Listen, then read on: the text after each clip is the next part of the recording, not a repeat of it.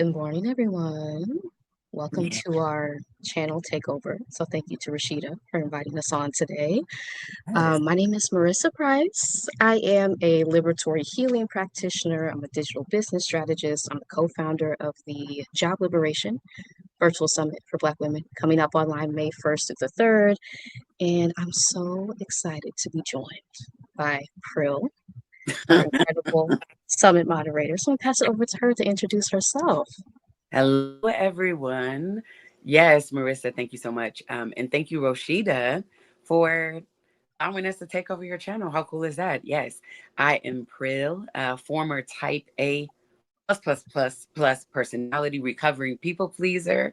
And now I'm out here smiling big, laughing loud, and living a carefree life. Yeah. That's it. It's early. You know, it's going to take me a minute to Yes. to warm Yes, up. specific time. It's early. Yes. So we are excited to be talking about our journeys of healing abroad after toxic job experiences. And Prill, you mentioned being a type A personality. So I would consider myself also like a healing from that, right? Being Mhm. very driven, very rigid, um, climbing the corporate ladder and then being met with a toxic job experience that kind of knocked me off, right? My Mhm. path that I was on, that I was so set on. And so I want to ask, like, that journey for you, how has that been, like, unlearning that, needing to control everything and just letting things kind of go? And how has travel helped with that? Ooh, okay. So let's not use past tense, okay? because this is a process that I mentioned this yesterday. Dr. Kamani and I were on Stephanie Perry's channel, and I mentioned this yesterday as we like it is ever changing, ever evolving, and there's certain situations that I get put in that I have to kind of um, revisit this process at the beginning again. Like for example, right now and for the next few months, I'm going to be in where I am now at my son's house in the States in Phoenix, Arizona. So after almost 2 years of living in Mexico, I moved back here for a little while to figure out what's next for me. So now I'm, kind of at the beginning of that process, but it has it it has helped me realize that so many things are not that serious. Like it's just That is so true. like it really Uh-huh. isn't that serious. Like girl, calm down. It also taught me as you so eloquently mentioned during our call on Friday, you said that freedom is flexibility. And Uh-huh. it has allowed me to become a lot more flexible and being around people who, instead of like live to work is just what you do to get some income to support the rest of your life. And instead Yes. of having it wrapped up in your personality and who you are and the value that other people place on you and that you place on yourself. Um, but yeah, but when I got there, okay, and started traveling, especially when I got to Mexico, it was like all of the preparation that I did and the self work and working with my therapist, all of that was like, it's go time. And of course, I was Mhm. like, that's how I sound in my mind when I go through these things. Yes. But like, that's how it was. So, but it has allowed me the almost like the emotional like silence. Like it, Hmm. Yeah. because the environment was so low pressure, I realized that the pressure is that, like, the what do they say, the call is coming from inside the house. Like I'm the Hmm. one that's applying the pressure. So it really gives you the, tranquilo. Like it allows you to just breathe It and does. have some clarity so you can start to process. You can take a step back and look at some areas that you would like to work on for yourself. So yeah. Hey, Hmm. Rashida. Yes. Yes. Hello, Rashida. Thank you so much for this And hello to opportunity. everyone that's joining. We're Yes. not Thank trying you to be so rude. much. Good morning. Hello, everyone. Hey, Dr. Kamani. Good morning. Yes, Dr. Kamani. Yeah, I found that too, right? A saying that I still repeat to myself is "No te preocupes," like don't worry about it, Yeah, yeah, because I've me been too. like, yeah, unlearning the rigidity that we so often have to take on as Black women in workplaces and different environments, right? These roles that were placed on us, right, without our consent so often, and having to see myself as a person outside of what I do for other people. Traveling abroad really helped me like see myself, like, oh, I have an identity outside of what I do because Yeah. those things were like tied together for me. And so that's why when I found myself in a toxic job, it was so like devastating for me because I had tied my identity to this role, to what I could do for other people. And traveling really allowed me to have that flexibility and like be able to adapt to new situations, new people, new environments. Excuse me, y'all. Hmm. Oh, I love your water bottle, by the way. Oh, thank you. I designed this. This Oh. is a part of the Job Liberation Summit merch, shameless plug. But it's linked on the link page too. Excuse me. Let me put the link to the summit in the chat. Coming up online May 1st to the 3rd. And Pryl, anything that you want to share around like I guess like the toxic environment that you left and how you were able to have space to kind of process what you went through traveling abroad, right? Through the different places that you've been to, and anything you want to share about your travels, the places that you've been. Oh, goodness. So I've been to several places throughout Mexico. I was in Cuba. I was supposed to be there for 2 weeks, but we left a little early. It was, in February, it was when stuff first started.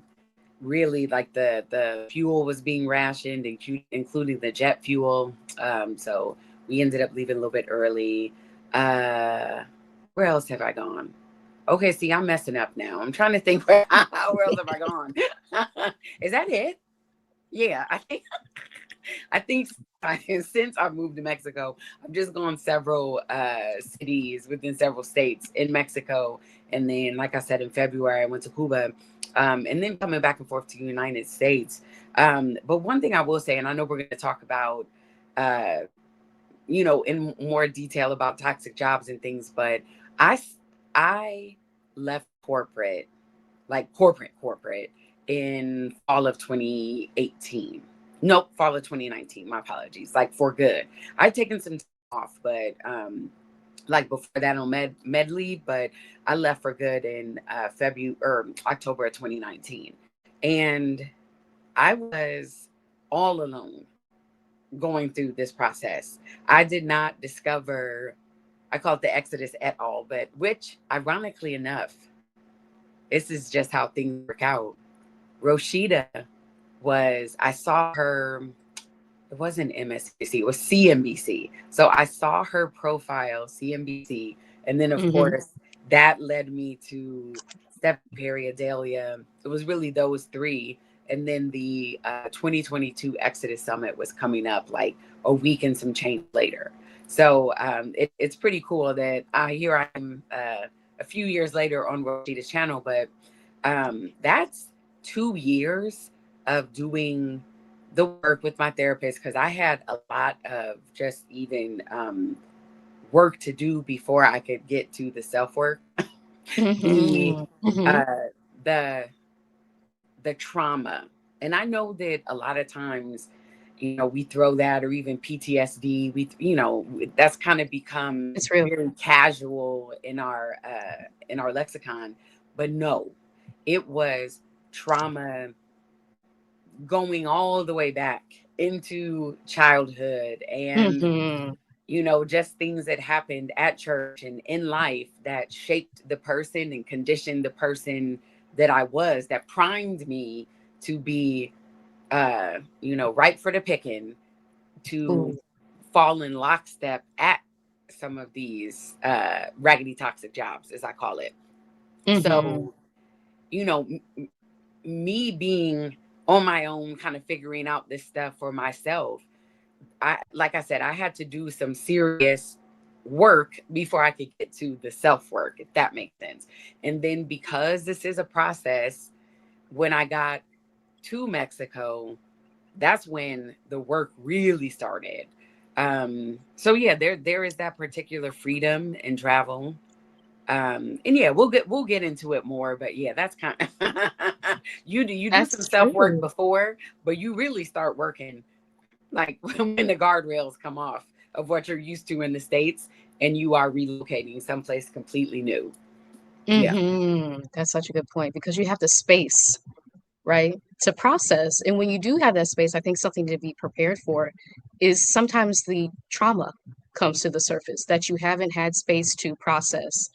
And since moving abroad, I've been like shifting my focus to nervous system healing because that was one of the things that I was not prepared for, like my nervous system having to reacclimate to peace when I had been used to chaos. I had been used to stress, right? All these things in this job that I was experiencing. And then when I had the space to kind of like sit with myself and people were kind to me, right? I had like a reaction to that. I'm like, but this is what I was seeking when I was planning my move abroad. Why does this feel so uncomfortable for me? Mm-hmm. And it's a whole nervous system like shift that you have to make, right? So I think that's important to be prepared for.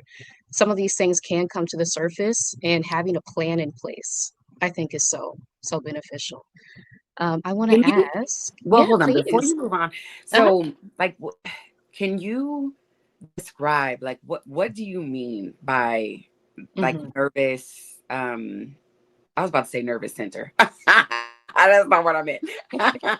like tell like what were some of the things that you experienced because and hold on, I'm all over the place. I want you to tell me what are some of the signs that you saw coming up when you got there, because I have a feeling that those things share a relationship with stuff that happened in the States. So like for the women who are watching who are in the States or just wherever, may not even realize they were a pretty toxic job. But can you like tell us what were some of those symptoms? What were some of the things that were coming up for you? And then the second part of that is like, what did you do? Like, how can we work on our nervous system, or at least just start? Hmm. Hypervigilance was one of the main things that I was experiencing. Again, coming from a toxic work environment where you do kind of have to be like, people react differently every single day. You have to be managing people's emotions. And so going into an environment like that was brand new, right? In a new country, I'm still a relatively new international traveler. So I've only been to Mexico outside of the US. And having to process like all the different language, that's a whole thing, like learning at least like basic phrases so I could get through. But yeah, it was the hypervigilance of thinking that someone was going to like do something to me all the time because that's what I had to prepare for, Mm, right, in the workplace. And so shifting out of that to feeling safe can be easier said than done, right? And so that's been the focus of a lot of the things that I've been doing on my channel is teaching people about nervous system healing, why it's so important. We're seeking out peace, we're seeking out space, but it also feels so uncomfortable and undoable once we get to these places that we've planned so much for, right? Because we have to shift our entire like way of being into feeling safe when maybe we've never felt that before. Maybe this is the first time, even in generations, that we mm-hmm, felt this level of safety. So hypervigilance, being on edge, yeah, just not feeling like rested in my body. I felt like I was still kind of like running all the work that I had done to prepare for this move abroad, because there is a lot of work to research, mm-hmm, right? To make your plans, to get all the documents that you need to make this plan. And then when I had space to rest, I'm like, I was still feeling like I was running. So there wasn't a time for me to like really settle down. And I had to do breath work is something I've been intentionally doing over the past 3 years. um, yeah, processing different like traumatic experiences that I've had little by little over time. So there's a phrase in nervous system healing, titration, which just means like little by little by little, like droplets over yeah, time that you poco. process things versus feeling like you have to rush into things, right? And you're going to be healed. There's never a point where we're healed because life will bring up new things all the Mm-hmm, time. yeah, What you want is kind of like things in place that you can return to ground yourself, right? So breath work has been so helpful for me. Nature, being in nature. Bosque Los Colomos in Guadalajara Mm-hmm. was a magical forest for me. So I would go there and just like give my worries, my anxieties to the trees, really, and just sit in the trees and like reflect on what I experienced in the job, right, in my life. And that was incredibly healing for me. Other things, getting into community has been so beneficial. The summit, Community Exodus Summit. Mm-hmm. So being able to share with other people, like, so that you know it's not just you.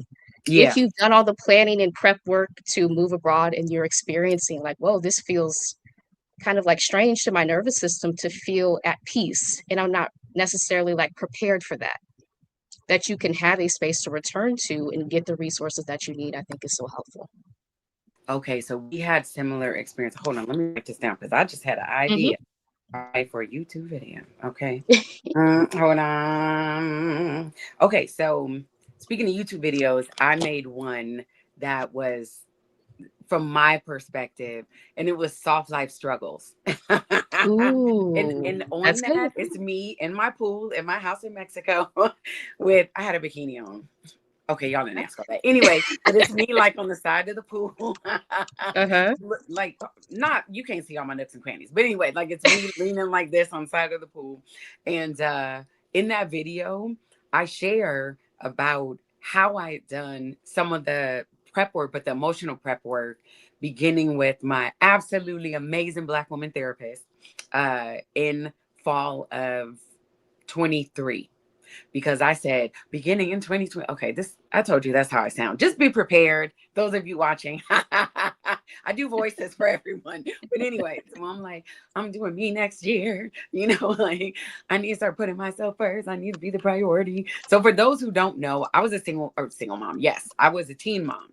Got pregnant at Hmm. 16, had my son at 17. We went off to college at 18.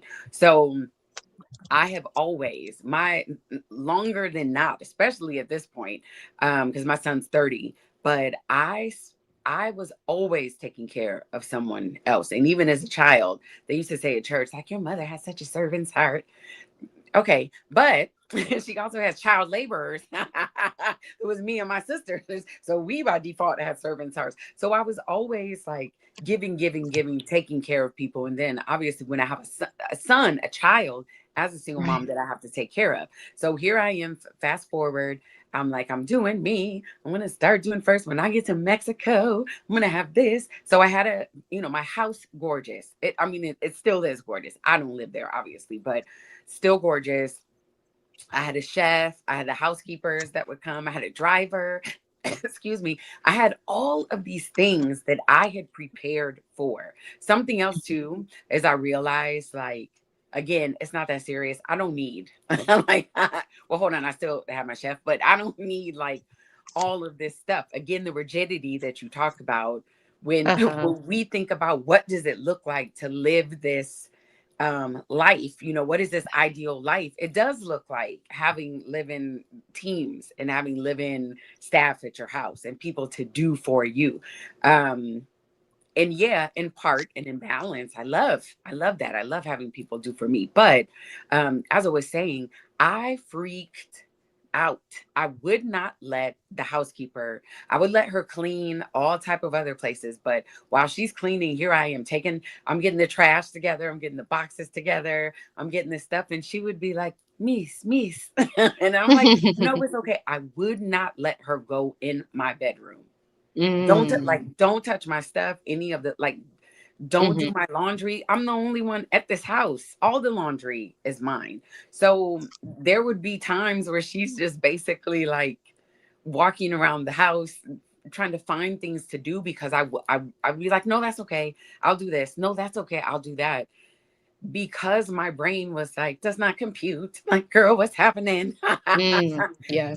The things that I could control, what I could control is not letting her touch certain things, not letting her do certain things. So again, all of this work that I did to prepare myself to live a life that was me and me only, focused on me, where I'm the number one priority, where I have all of this peace, all of this joy. I got the freedom to do what I want. And I was freaking out on the inside. So, Mhm. like you said, I'm thinking I would have peace. I'm thinking I'm going to have this idyllic world that I'm just, doing laps in my pool and no.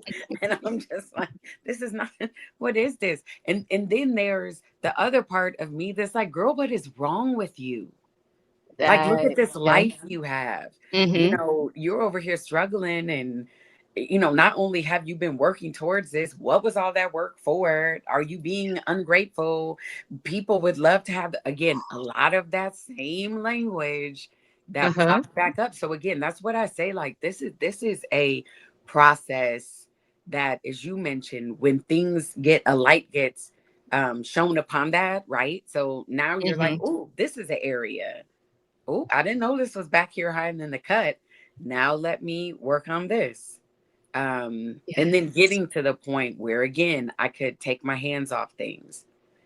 I can Mhm. be okay with people doing for me, which led to me being able to sift through what are some of the things that I want and need versus what I think that I should have.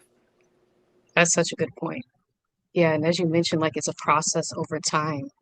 I think that's one of the things, if I could go back, like I feel like I rushed certain elements. And I would definitely like take my time with this, right? To move through some of the emotions that I was experiencing after that toxic job experience. Um, yeah, because when you are abroad, it changes so many things, right? You have so much more space. You're able to reflect from a distance. What was that I just survived, right? Mhm. These things that people said to you, they can come up because you have space, right? Whereas before you were probably in survival mode. You were probably just trying to get through day after day after day. We know that in the US, work is such a center of our lives, right? Mhm. Given the foundations, particularly for Black women's labor in the US. And then to be in a different country where people kind of move slower, right, at a more natural pace, that was something that took a while for me, right? And it helped to see other people like, oh, I see people like walking slowly, eating their food leisurely, taking their Mhm. time. I had never really seen that before. So that was like kind of a shock to my system. And then I started practicing, right, emulating what other people were doing. I'm like, oh, this feels much better to my body, right? I can slow down, I can take a breath. Um, and it helped to see that modeled to me when I was traveling abroad because we operate at such a fast pace in the US, right? Everything has to get done.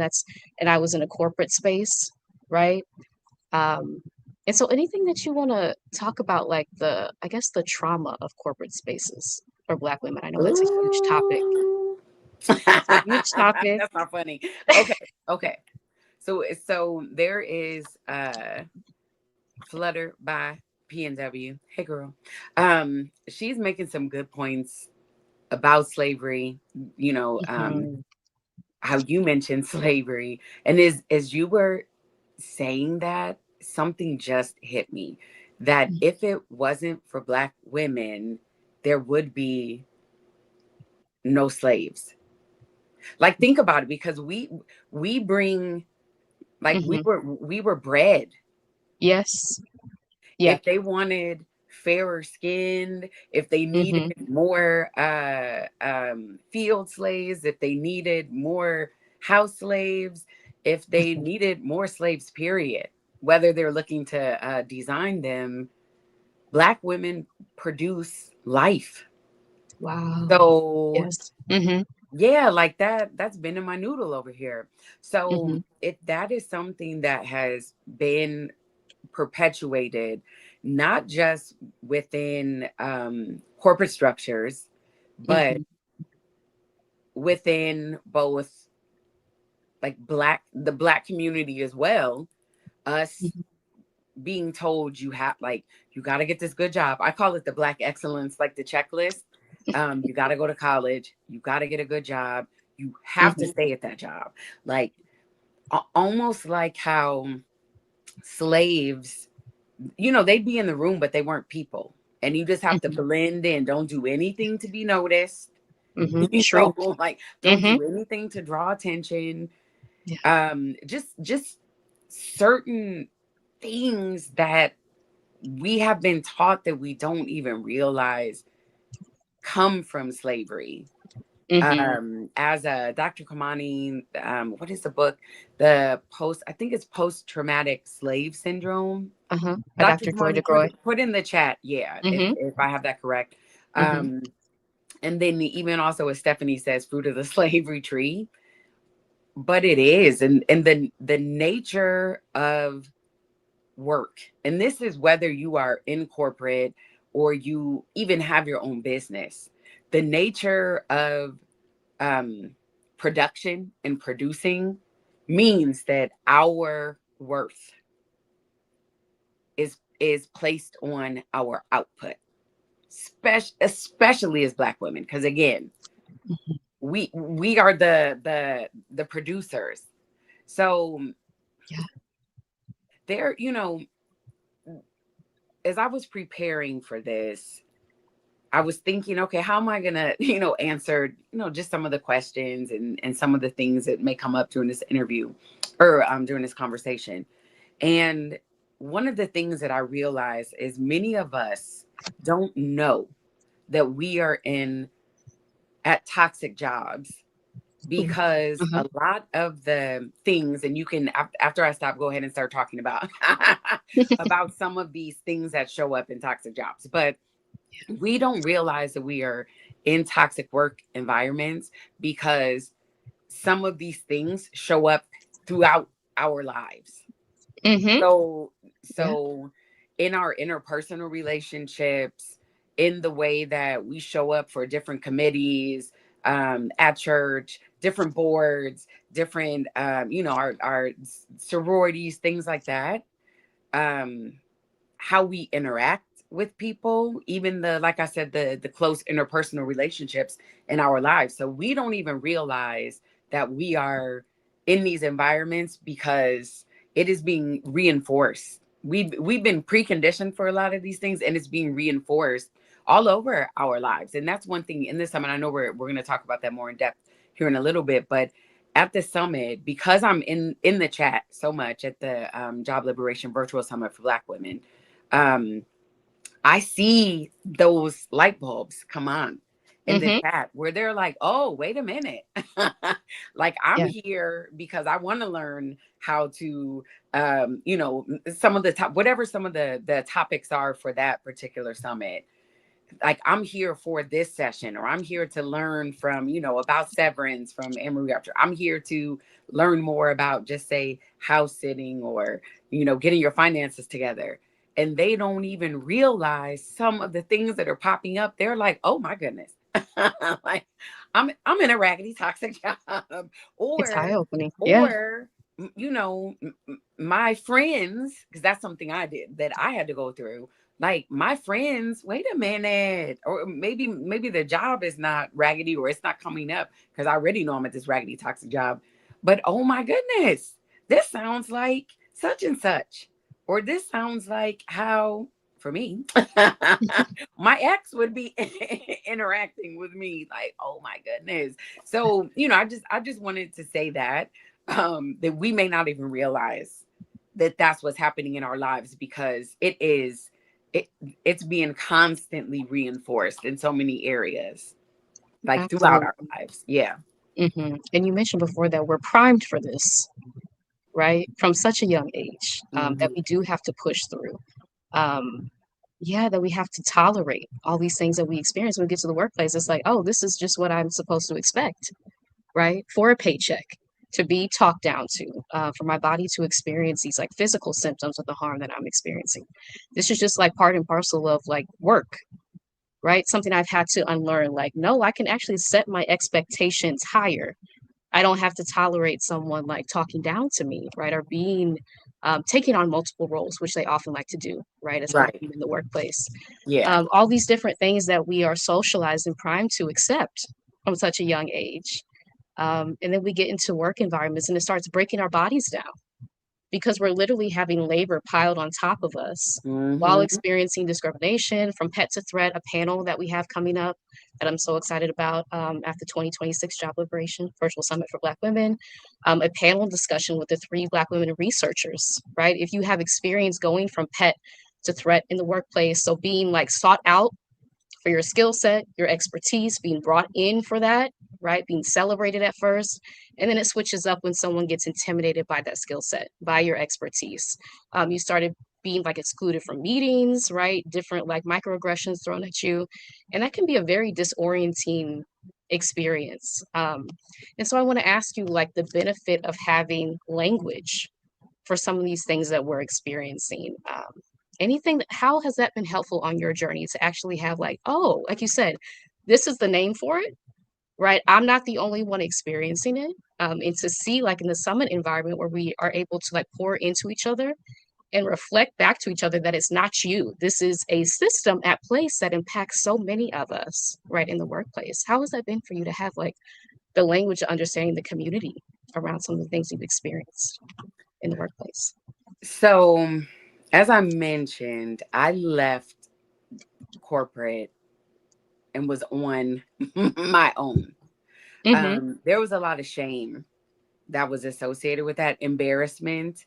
Mm-hmm. When I would share with people, the few people that I did share it with, that I had left, I was taking some time, we come up with all these euphemisms.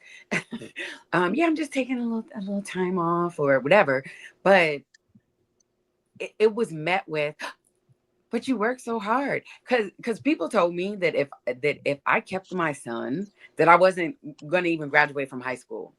So Mm, I got 3 college degrees. Okay. mhm. So I have people that I've met in my circles, friends of mine, that they're like, well, what are you gonna do about, like, oh my God, you're walking away from what are you gonna do about, what about your retirement? What about your insurance? What about this? What about that? Right. So that's one of the things, is I was isolated.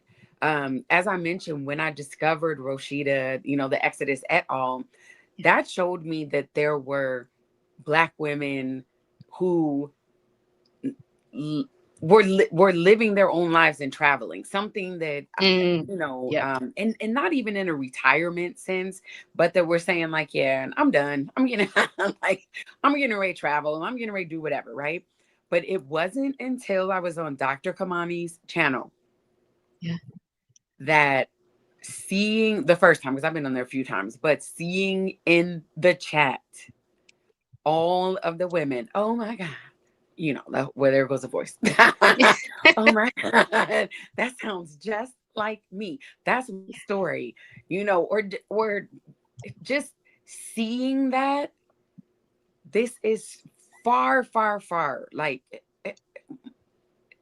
bigger Bigger. than Yeah. I ever even dreamed or imagined. Because when you are going through this, especially again, when you have been the product of parents with advanced degrees, and then there's the college prep track, and then there's going and getting it, not one, not two, but three advanced, like getting advanced degrees, and Right. surrounding yourself with people who also have this education and advanced degrees. When you go against that grain, when you take a step back from all, release the guardrails of everything that you have been on this singular track to do, you Mhm. are like, I felt like, am I crazy? I'm crazy. Like, That's why so am I doing true. this? Like, okay, I don't want to go back there, but it was something that was almost pulling me to go back, because that was what I knew.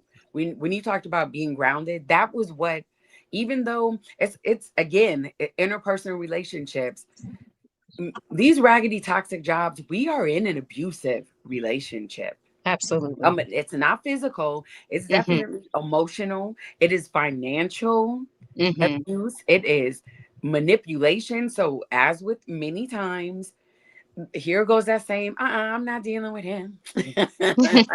I'm done. I'm walking away. And then something happens, and that particular friend, and maybe it was you, goes back to this relationship, because it is, what did they say, the devil you do know. There is a Mm-hmm. certain security that we feel in these completely dysfunctional, jacked up situations, but at least that's familiar to us. So when you are thrust into this environment, again, you think it's going to be good. In one of my videos, I said, what is it? I think it's 5 things I wish somebody would have told me before I quit that good job. That is it, because I think of myself in the video before I quit that good job. But one of the things that I said is, I wish someone would have told me that work was a problem and not the problem. Because I told myself, if I leave work, then like that's the issue. Oh, No, there was interesting. there was a Yeah. there was a whole bunch of things that were issues. Work was one of the main issues, but that's when I had my identity crisis. Um, so yeah, I hope that answered the question, because I get to go Did. on. Thank you. Thank you so much. And like you said, it wasn't, ooh, that just brought up so many like realizations for me. Um, because yes, the job that I was in was toxic. And also I've had to heal my relationship to work itself. Right. So as an entrepreneur, I found myself recreating some of the patterns that I had been entered into, right, in corporate settings. I was like, oh, I'm recreating what I'm trying to get away from, because again, like our bodies seek out what's familiar. And that's Mhm. why I'm focused on like body healing, right? Somatic healing from trauma, because these get stored as like physical memories of what we've experienced, and we tend to seek out what feels familiar and equate it with safety, Yeah, right? Something I've had to unlearn, like familiarity doesn't always mean safety. right. And so you can go in a different direction, by like healing some of the things that you've experienced somatically within your body through breath work, right? Through grounding practices, through movement, through Yeah, nature, right? Through your yeah, senses, all these different things that we have to heal from trauma. I think that's such a good point too, right? That it wasn't just the job, it was my relationship to work and how I had been socialized, yeah. from girlhood into Mhm. womanhood to really like pour even more of myself than I had to give into the job that I was in, right? And we see this Yeah. as a thread throughout history, right? Ooh, Oh yeah. And so for me, my healing truly started, let me not say that. There were areas, again, because this is a process that I was working on, but I realized a couple things, is that I didn't trust myself. mm-hmm, Like, I didn't trust myself to make the right decisions. Because when I left corporate, I was so that I started 3 businesses and a nonprofit.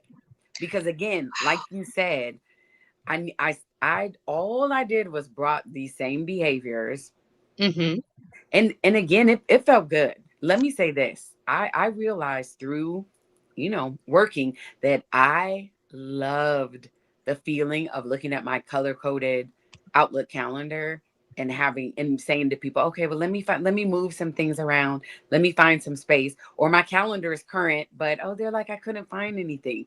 I liked that feeling. I liked mm-hmm, the mm-hmm, feeling of when I would volunteer for work, mm-hmm, unbeknownst to me, like I have the words for these things now. I was volunteering for work, and I liked the feeling of being able to check that off my list, because I love lists. Being able to check that off my list, not necessarily them saying like, "Oh my God, April, thank you." And people used to say like, "I don't know how you do it," blah blah blah. And I had people even say it's something called auto, is it auto magically or something? And I remember when I heard that term, I'm like, yes, no, that's a machine. It's equating mm. you to being able to do something like a machine. But Wow. again, I have the words to be able to say that, and I have the ability to say that it felt good for me to do that. So here I am again. I left corporate. I'm having my identity crisis. I'm keeping a lot of, I'm keeping secrets, because it was a secret that I left work. I'm going into This is 2019, 2020, the height of the, or probably the beginning of the Coco Panini, which is the height or the beginning of the what is it, boss girl era, the everybody needs to like get you, everyone Yeah. should be an entrepreneur. Yes. You can sleep when you're dead. You got to hustle. You got to get these bags. You got to do whatever. And as I mentioned on the live with Stephanie yesterday, every one of my businesses started becoming successful. I started getting federal grants for my nonprofit. Wow. Again, Mm-hmm. because I'm bringing my skills that I did, these Exactly. 10 jobs that I that I was doing at the organization that I was at. So I'm bringing these and it will be successful. And I am still working 7 days a week. And again, this conditioning says like, this is your business and you got to get this. You are the boss. You're working this and putting in the work, the sweat equity to build your business. So it was being reinforced to me like, oh, I am doing something right because now these businesses are making money. I am getting these contracts. So like and happening. I'm talking about within months. So it is being reinforced to me. And then people are like, well, how'd you do that? Oh, that's how I started three businesses. Because it's like, well, I can just teach people how to do that. Again, the same thing. We need this new initiative. We need this new campaign, or we're looking to do this. And I'm like, okay, well, I can do that. Or the silence would be there because they're just waiting for me, for me Mm-hmm. to be like, okay, well, that's something I'll find the Uh, room for. And you notice how my voice, because I had a corporate voice that was higher interesting. Yeah. than my Uh-huh. normal voice. This is my normal voice. It draws attention. I don't want attention. I've had this voice since a Mm-hmm. toddler, this deep voice. So I would make my voice higher. I'm wearing all these masks. I don't want to do this, but I'm doing it anyway. So again, these things, when I said this stuff shows up in our lives, Mm-hmm. like it's showing up in our lives. And fast forward to me discovering dance again. I love dancing. I've always been a really good dancer, but having to be in the position where I'm trusting my emotions and feelings, where I am I'm moving on intuition. Even something I'm working on right now.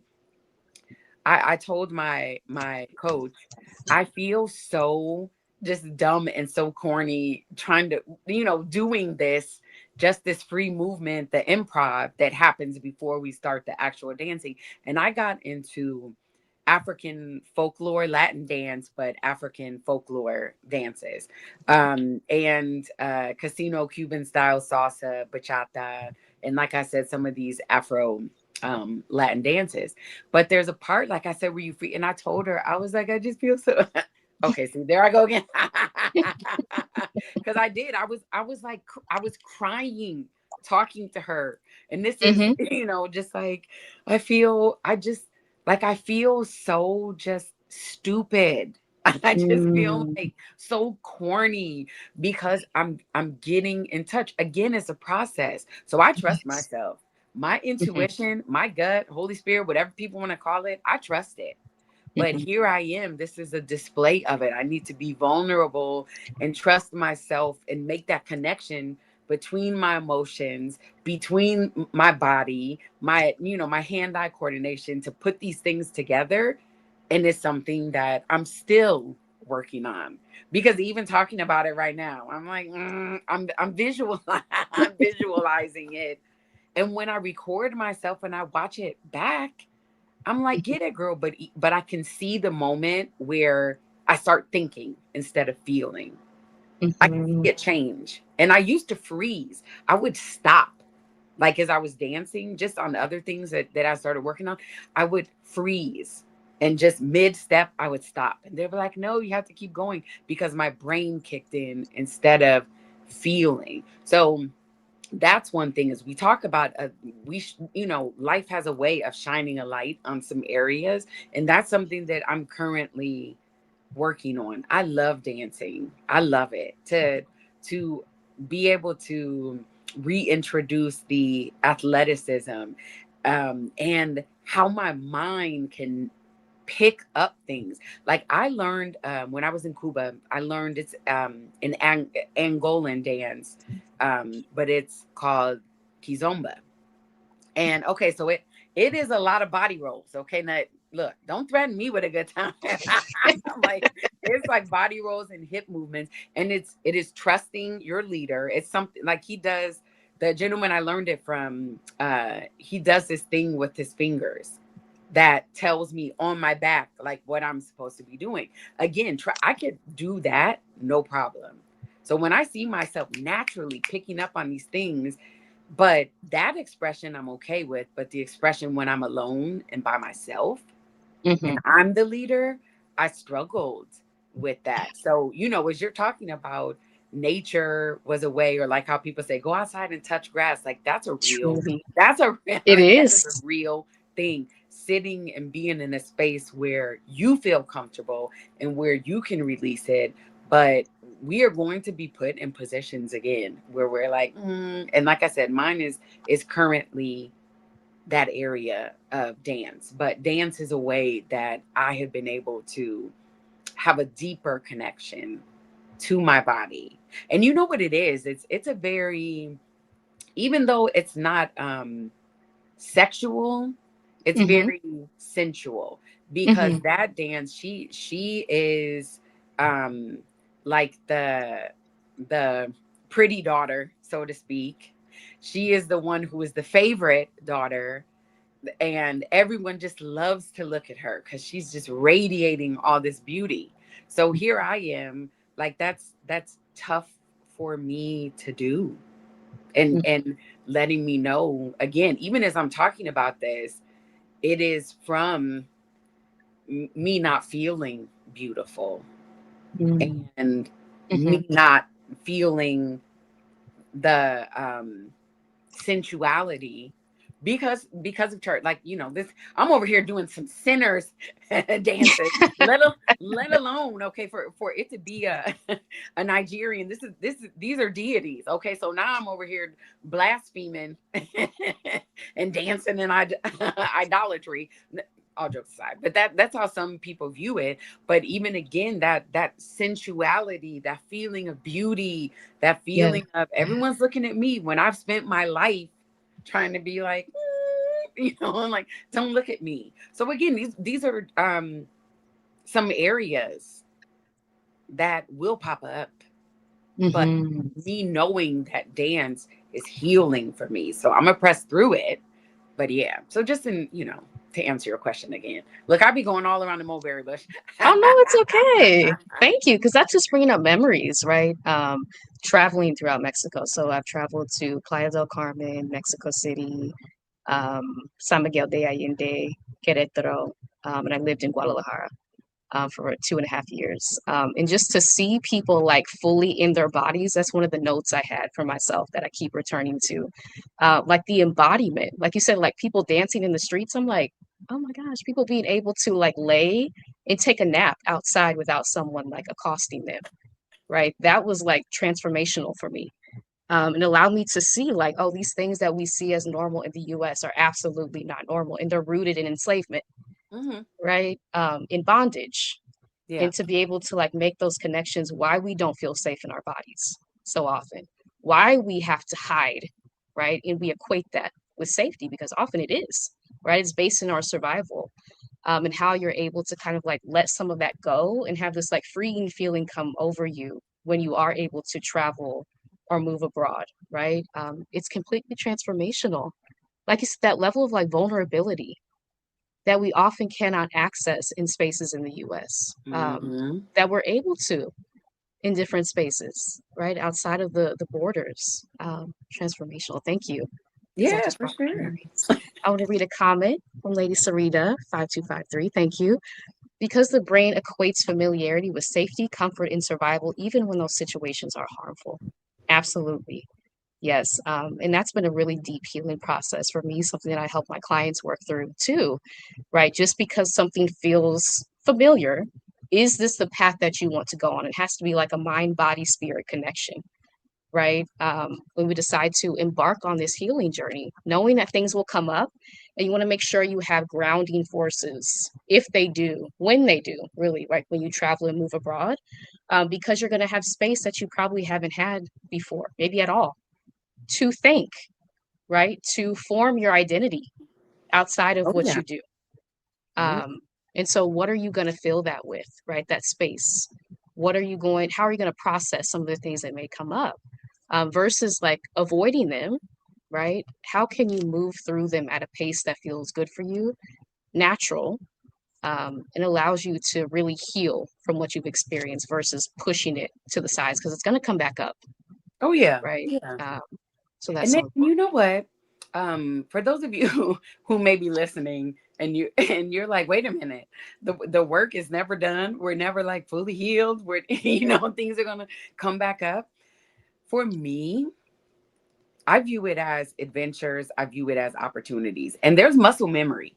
Like there is Hmm. muscle memory that's involved in this. It really is. It's almost like the first time you do something Hmm. is very because it's the first time, you know. Hmm. And after that, you just you acclimate, you find your own ways of processing, you find your own ways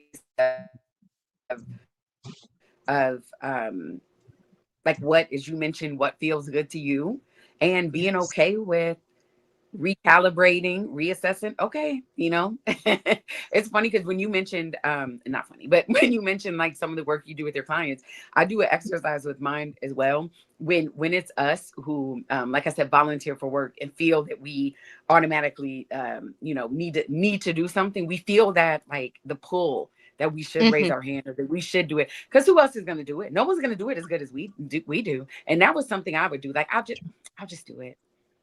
It's gonna end up coming back to me anyway, so I'm just gonna do it. But the exercise that I run through is before you say yes to anything, ask yourself, like, do you have to do this? Okay, is it required? Is it mandatory? Then you ask yourself, okay, so should I do this? Hmm. And then the last thing is, do I want to do this? That Because question. Hmm. many times you get to by the point, do I want to? And this is not talking about things like, should I pay? Do I have to pay my mortgage? Yes. Okay. Tack on it. All right. Well, I'm not. if I try to work through the other one, should I? Yes. Do I want to? No. Okay. So we so we got 2 out of 3. But just things that you automatically like feel that urge to do, because again, we are having to build, just like how I said, I'm making that mind body connection. I'm Hmm. tapping into my like lifelong athleticism. I was an athlete, even an adult athlete, up until like I started like having some stuff happen. But what I found out was that I had put myself into stress induced menopause. So I'm postmenopausal. I'm 48. I'm postmenopausal. Oh wow. Okay. And this has been about 8 years now. Hmm. Things started happening about 8 years ago at this point. So right around 40. But again, I'm having to do this like reconnection. Hmm. Um, but again, like my original point, I don't want women to see this, or black women specifically, because that's all I talk to. I don't want black women to see this as like some daunting, it's gonna take me, it's never gonna be done, so why start? Don't view it that way, Hmm. because I know on the other side of this thing, like once I work through and become comfortable, don't play with me. Okay, look, where is it? Oh, it's over there. I can't reach it. But I I went and bought myself, because her color is gold. I went and bought myself this huge gold skirt because that's what her skirt is, and she uses it. Like, look, you're not gonna be able to tell me nothing, okay? Uh-huh. Like, once I get that down. So I want you to see it as this is not a negative thing. Right. Like, did you Right. did you hear me when I said I'm 48? Okay. People Hmm. here in Arizona, in in Phoenix, you know, that's where I am. It's where my son lives. And people ask me, where do you get your Botox done? You see this, but look at this big forehead. Ain't nobody got Botox, okay? Like look at my laugh. People tell me that my laugh is infectious. I laugh as much as possible. I think it's an involuntary response at this point. Like, and I'm loud too. I don't care. Okay, I'm laughing loud. Uh-huh. Like this is what awaits you, and this is me. I don't feel any other way besides this. Doesn't mean that, like how I just shared, it doesn't mean that things aren't going to come up, but it's the muscle memory, and it's knowing that even though I don't know exactly what is awaiting me on the other side of this thing, I already know. Like I said, you're not gonna be able to tell me nothing. I might be at Trader Joe's with my gold skirt on. Like, I don't know. Love that. I And why might be out not? here looking like Mr. T. I may give me some chains. Next video, I may have some gold teeth. Like, I know that that there is something that is going to just amaze me that's waiting on the other side. And there was another version of me that I can't wait to meet. I can't wait to meet her. You Mm-hmm. know what I mean? So I just want to encourage Black women who are watching this. Like, don't view it like how we used to with that rigidity that you mentioned. Things don't have to fit in this neat plan. We can change if we want to. We Right. can change our Ooh, mind. I that's could like freeing. something today and I don't like it anymore. Guess what? I'm telling Mm-hmm. y'all about this gold skirt. I may get down to it and be like, okay, what else is next? I'm like, okay, I want to try something else. So having been raised and being conditioned that we don't have options, we have options. Mm-hmm. I can do whatever I want to do. Absolutely. And what? And what? Yeah. Who's gonna stop me? Right. What is Right? your who gonna check me, boo? Like, who gonna stop me, boo? Like, Like you're like, taking your agency back, yeah, right? I get to decide. Like you said, we have options. yeah, If I want to go this way, that like in that way the next day, that's up to me. Right. right, And that's part of like liberation work is knowing that you have the agency to do that within you. And you don't have to wait for someone else's permission. And like you said, it doesn't have to fit into a neat box. And just allow that to be free. Like there isn't a point that you can reach where you're healed, right? yeah, It's constantly you're gaining new tools, you're learning about yourself, you're learning different connections. And it mm, really is a journey over time, just like traveling is a journey, right? Things are going to come up that you can't expect. But as long as you have something to return back to that allows you to stay grounded, rooted in who you are, right? That's really the important thing because life is going to throw these things at us all the time. That is life, right? And so to yeah. have a more like flexible approach to how you, yeah, navigate some of these things, I think is so important. You mentioned options, so I do want to talk about the summit. Oh yes, So yes, so I co-founded the 2026 Job Liberation Virtual Summit for Black Women. This is our third year with Dr. Kambani of Lifting as We Climb Consulting on YouTube, and Pryl is our wonderful moderator for the third year. uh huh, Right? It's yes, so wild to think that we started 3 years ago at this yeah, point. yeah, But yeah, that is the focus of the summit is to provide Black women with options to create income, right? To make your exit strategy if you are in a toxic job, if you've experienced a layoff, as we know, so many of us have been pushed out of the workforce over the mhm, past year, providing a one-stop shop for you to learn from 28 Black women speakers who are truly like experts in our fields, right? To be able to contribute knowledge for your help you to build your strategy so that you don't have to do it by yourself in isolation, to have that community element where we can pour into each other and mhm, reflect back to each other that it's not you, the yeah, harm that you experience in the workplace, your labor not being valued, taken seriously, you being asked to take on multiple roles, right? mhm, That is something that unfortunately so many of us experience. It's a pattern over time. And then how can we build our strategy to be prepared versus being kind of like caught off guard when some of these things do happen to us in the workplace, right? yeah. Anything that you want to share about, I guess, like the benefits of the summit during this time as our incredible moderator? Yeah. So, like I said, I'm in the comments. So first of all, I show up with my notebook. All right. I Me get to too. attend for free. Okay. I am neither in a in a raggedy toxic job nor looking to start any new businesses. Okay. I got businesses over here and my own nonprofit. But it is not only for corporate. It is not only for people who are in raggedy toxic jobs. It is not only for people who are looking to become entrepreneurs. Because I will say this, everyone is not meant to be an entrepreneur. And there are That's true.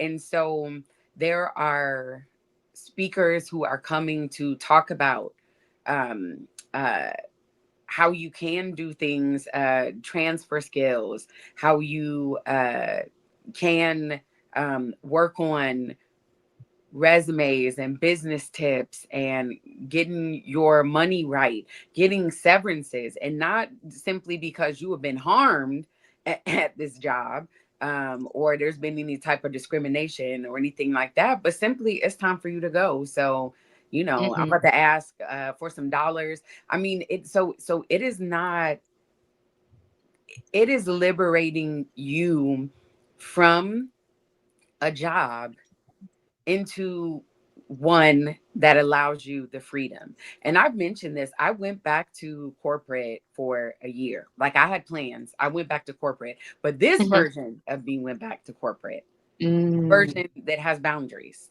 The Hmm. version who is not volunteering for work, the version who is not feeling as if I have to take on 10 things. No, I do as Stephanie Perry says, as little as possible. Period. Okay. Hmm. So at the summit, you will get tools, you will get resources, even though it is anonymous. So you're not going to be on camera, but that chat is like there are women making connections, even if it is simply in the chat, encouraging, giving suggestions, giving resources.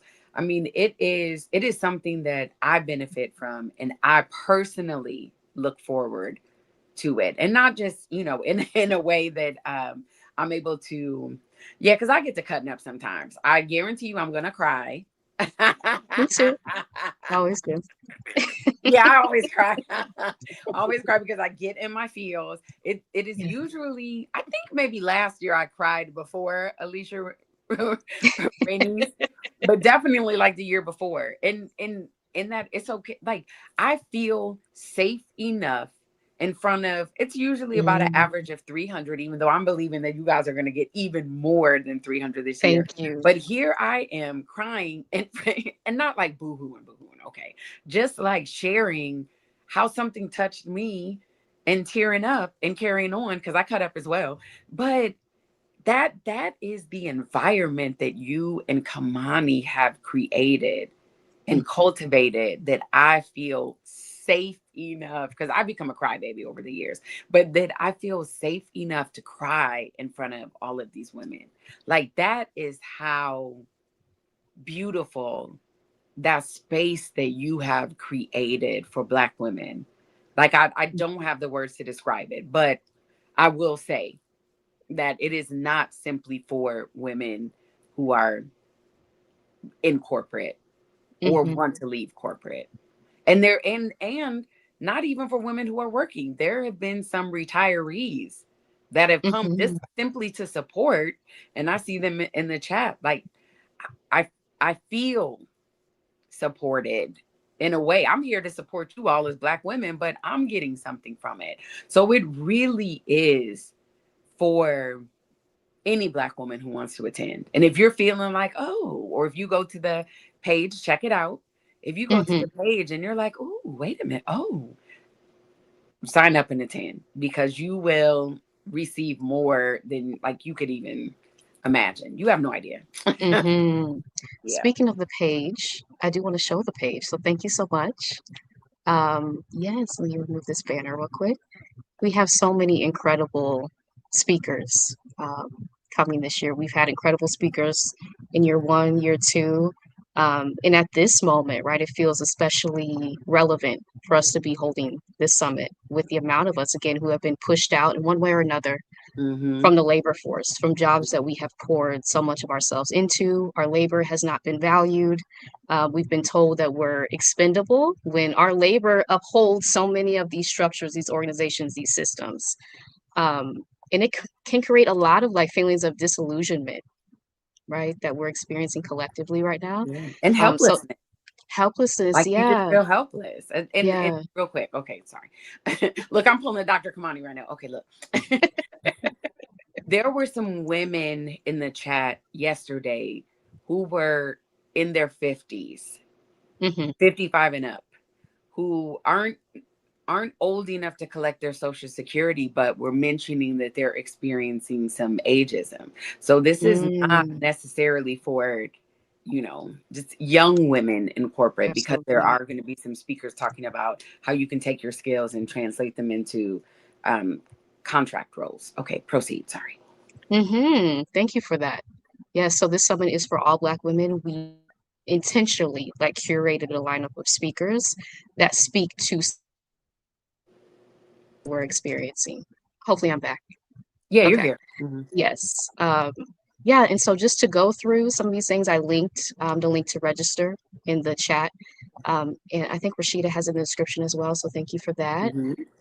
But yes, so many incredible, yes, speakers. So building multiple income streams that increase stability. If you're in a toxic job right now, as both Dr. Kamani and I were, that was the foundation of how we created this summit after being inspired by Exodus Summit and the impact that it has had on so many of our lives, right? And being Hmm. able to be in community where we're embracing our agency, providing resources in one place because both of us really had to create exit plans without a lot of resources, which was difficult. And so to know that you can come to the summit, right, May 1st through the 3rd, learn from 28 incredible Black women speakers on different topics, choose the sessions that resonate with your circumstances because all of our circumstances are different, and then have access to the replays. So based on your ticket tier, you'll get replays for either 1 week or 1 year, right? And so just take a second to kind of browse if you have a moment, the summit site. But we have so many incredible sessions. Let me just pull up the schedule here so that y'all can get a feel for why we're so excited. Again, as I mentioned, we're kicking it off with a panel discussion talking about from pet to threat, which so many of us have experienced, coined by three Black women researchers, Dr. Keisha Thomas, Dr. Rosemary Phelps, Dr. Juanita Johnson Bailey. We are so honored to have them at the summit. They agreed to be on a panel discussion to share a little bit about their research findings, right? Why is this a pattern of what we experience in the workplace, where we're brought in for a skill set, our talents, our abilities, right? And then we are harmed because of those same talents, skills, and abilities when someone gets triggered by them. And this is a pattern that happens globally as Black women in the workplace. So I'm so excited. That will be our kickoff event Friday, May 1st. The summit officially kicks off 6 p.m. Eastern, right? And so, yeah, we have a sound bowl session to end Friday. If you need a reset before we enter into the information sessions, and there's so much great information Saturday and Sunday, that sound bowl session by Dr. Danette King will be especially, I'm looking forward to that, to kind of, again, like come back into our bodies, reset our nervous system, kind of process what we're experiencing collectively. Because even if you haven't experienced a layoff, right, the vicarious trauma, which just means we're traumatized when we see other people who share identities experiencing harm, has affected so many of us, right? And to just have a space to be able to name that, um, and again, process some of that emotions, like you said, Pryl, like feeling safe enough to cry, right? When we have this pressure on us to hold it all together all the time, um, that can really be dehumanizing, given what we're experiencing, right? It is harmful, it is sad, it is angry, all these emotions that we're told are off limits to us. And so I'm so glad for those two particular those sessions on Friday to kick us off. And so if you are looking for ways to move through fear, we have the wonderful Stephanie Perry, the co-founder of Exodus Summit, coming in to kick us off on Saturday. How to design a life with more ease.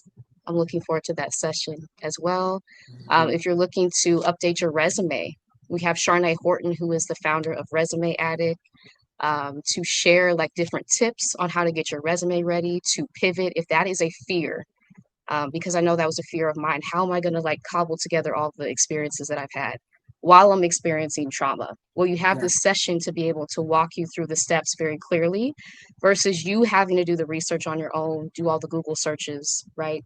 You have it in one place, from an expert speaker, Sharnae Horton, who is the founder of Resume Addict. In Gozi, I'm so excited. We'll be talking about how to build an AI powered online business to leave corporate. Ngozi has been a trailblazer in the field of AI, right? And so she has created Black women owned AI platforms that create images, AI images, and things that we can use outside of these AI platforms that are trying to steal our information so often, take our language. And so I'm so excited to hear from Ngozi. If you are looking to pivot from corporate, build a digital business, her session might be helpful for you. Celeste will be talking about finding contract roles. If you've experienced a layoff, if you're looking for more freedom in your work life, I just had an interview with Celeste on my channel. She shared so many gems about what contract work is, how it's different from a 9 to 5 or full time entrepreneurship, right? Because sometimes we think, and I had this thought too, that I have to jump right into full time entrepreneurship from 9 to 5. But Yeah. contract roles are kind of that in between. So Hmm. if you need more structure, more stability with your income, but you're not wanting to go full time into entrepreneurship, contract roles can be a great in between. So Celeste is going to do a session on that. Dr. Cecily Moore, who I just talked with, how to release the strong Black woman role and discover your true self. So, what we just talked about, like your identity. What is your identity outside of what you do? So often we don't have that opportunity to kind of sit with it. What do we like to do, right? What brings us joy? What direction do we want to go in? Knowing that we have the agency and autonomy to decide that for ourselves. That's what Dr. Moore will be talking about. We have an excellent panel discussion if you are healing after surviving workplace trauma because you're a survivor. Dr. Kamani uses the term, right, toxic job survivor, which I think is Hmm. so important because some of these jobs literally try to take our lives. Like it's not hyperbole. Yeah. And so to be able to hear, right, from our panelists to process the trauma that you may have experienced and know that you can move forward is so important. So I'm looking forward to that as well. We have Dr. Jamila Raouf, who I'll be talking with on Tuesday on my channel, how to make your manifestation strategy, build an aligned career with ease, tap into the power that we have to manifest the lives that actually call to us versus just what everyone else wants us to do, right? Glam Mazzini, who's actually creating a summit trailer for us, which will be released this week, right? Rushni Cope, she talks about like the conveyor belt, how so many of us are just up on this conveyor belt. It's like step after step after step after step, check the boxes, and then we're told at the end this prize is going to be waiting for us. And so often it's not there. And so how do you kind of like sit with some of those, like that feeling of disillusionment? And how can you instead manifest a life now that feels aligned with the type of things that you want to enjoy, experience? Travel can be a part of that, right? Moving abroad, if that's your journey. Lauren will be walking us through a vision board exercise, which I'm so excited about. If you're someone who needs a tangible thing to carry with you from the summit to remind yourself of the vision that you've set for yourself within a safe place, make sure to attend Lauren's session. And then we'll end Saturday with Alicia Renese, right? How to reignite your creativity after harm. Pryl, anything that you want to share? I know that in particular, Alicia's session in year 1, year 2 really touched you. So anything that you want to share about the power um, of reigniting your creativity after harm? I still remember her saying, like, treat yourself, you know, like like you would a baby. And Mm-hmm. that was from year one. And that is what sent me out. And that took me out. Because thinking about how we treat babies. If we, well, it's never happened. But if we are holding a baby and we feel like we're gonna trip and fall, we will turn, right? We protect babies at all costs. And when you think about how you treat yourself, how you view yourself, are you protecting yourself, your emotions, the environments that you're in, your peace, your joy? Like it just did something to me because I'm not, even as much as I love myself, okay? As much of a BFF as I am to myself, like that just touched me. Mm-hmm. Like, oh my goodness. Yes. So that was year one when I cried. Um, but she does, like, she did other things in there. But it is like we are in our own ways creative, and we have imagination, and we have dreams, Mm-hmm. that are in there that there may be a disconnect from. Um, and that is one thing that she does is just point us in that direction and remind us, like, yeah, well, look, I'm already feeling, I'm probably gonna cry this year too. I already know I am. I'm gonna come back trying to go to the next session. My nose was all red. I held it, like I just had a few tears last year, but my nose was super red because I was booing away off camera. But it's funny, Marissa, because I almost said, Marissa, you excited for everything. Because but it's the truth. I Like, am though. yeah, yeah, me too. Like I'm really excited for it, Mm-hmm. truly, because again, is in the list that you went through, it already is covering a variety of Black women, Mm-hmm. and some things.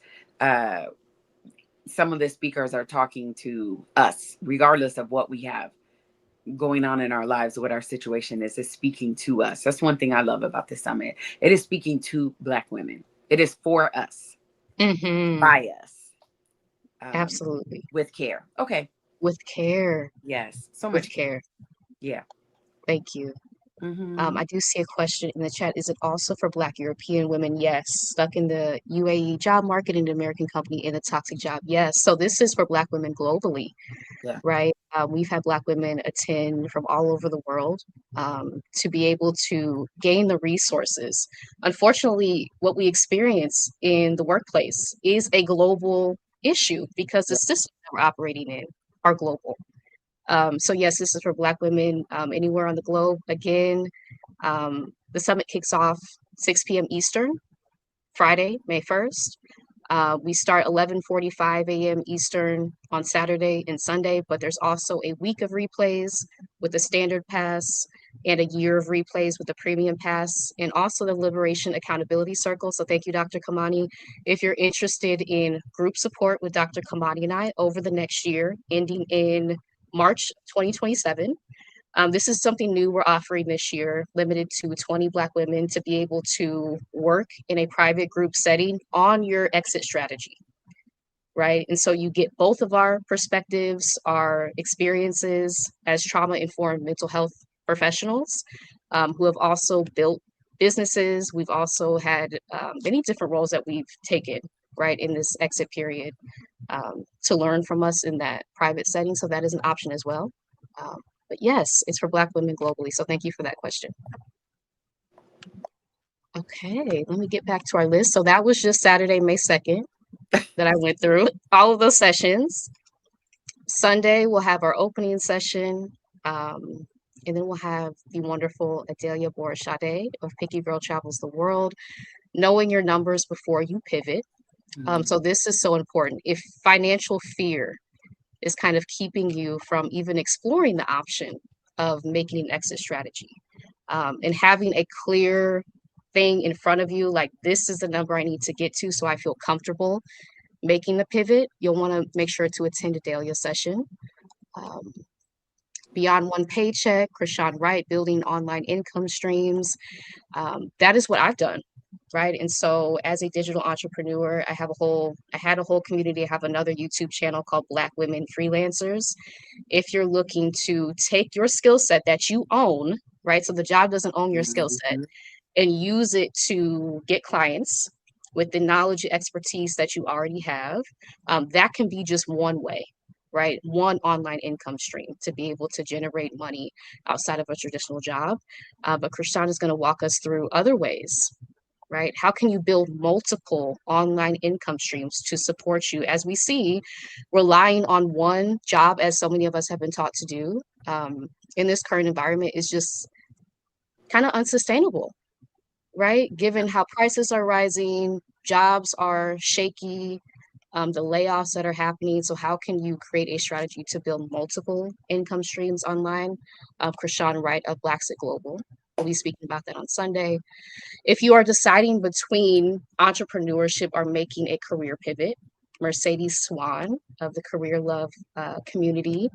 She has a wonderful LinkedIn following, YouTube channel as well. Will be walking us through how do you decide between the two if you're navigating that, right? Do I want to pursue entrepreneurship? And knowing that you can also do it part time, it doesn't have to be a full commitment while you pivot careers, while you decide on like contract roles, maybe giving yourself those options instead of feeling like it has to be perfectly planned in place, but having that level of flexibility to explore different options around generating income. I think is so important. Colette will be coming in to talk about FMLA, short-term disability, how to use your benefits strategically if you are looking to take a career break, which Exodus Summit talks about so often. How can FMLA be part of that strategy or short-term disability? And having gone through the FMLA process by myself, right, it was difficult to understand the different terminology. So this is one of the sessions I'm going to actually like take notes for myself on if I have to do this again, right? Yeah. Because like the legal terminology, the different documentation that you need, that can be overwhelming. And so Colette is going to break that down in simple terms so that we know the benefits that we have to use for ourselves. Exit with strategy, your retirement account and health insurance options, Dr. Roche will be covering. If you're worried about different options for health insurance and you're looking to pivot outside of a 9 to 5 that may be providing those benefits, that session will be really helpful for you, as well as different rollover options for retirement accounts from the current job that you're at. So you'll want to make sure to attend that session. We have a panel discussion, Protecting Your Future. Oh, I missed Kamisha. I'll get back to that. Through investment and retirement planning with Sandra, Samira, Halisi. And so if you're looking to make like kind of a long-term plan, what does this mean for me long-term if I decide to pivot from this role or try out different income options? What will that mean? Kamisha will be talking about healing after harm. So burnout recovery, your personal relapse plan. If you do find yourself in another situation where you're being burnt out, or maybe you're in a toxic job again, how do you make a plan to pivot and prepare for that versus it, again, catching you off guard? So Kamisha is going to talk about that.